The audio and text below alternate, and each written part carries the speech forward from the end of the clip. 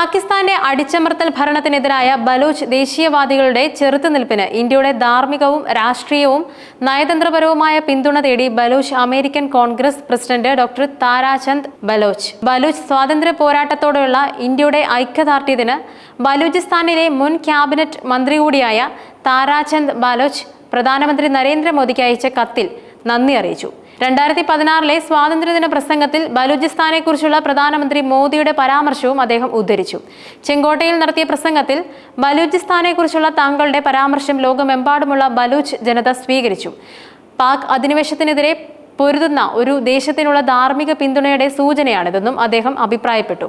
1948 ബലൂചിസ്ഥാനെ ചതിയിലൂടെ പാകിസ്ഥാന്റെ ഭാഗമാക്കിയെന്നും പാക് സൈന്യം ബലൂച്ച് ജനതയ്ക്കെതിരെ വംശഹത്യയ്ക്ക് തുല്യമായ അതിക്രമങ്ങളാണ് നടത്തുന്നതെന്നും ഡോക്ടർ ബലോച്ച് ആരോപിച്ചിരുന്നു.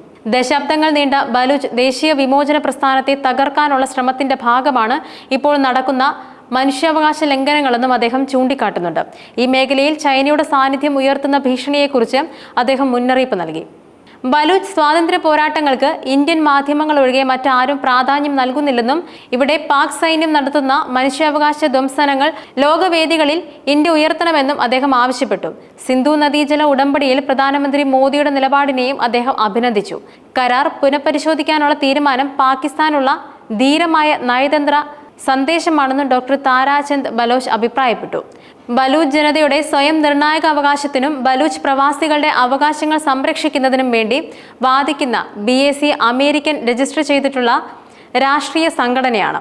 എന്നാൽ അതോടൊപ്പം സാധാരണ പൗരന്മാരെ സംരക്ഷിക്കുന്ന കാര്യത്തിൽ പാകിസ്ഥാന്റെ കാപട്യം ഐക്യരാഷ്ട്ര സംഘടന രക്ഷാസമിതിയിൽ തുറന്നുകാട്ടി ഇന്ത്യ.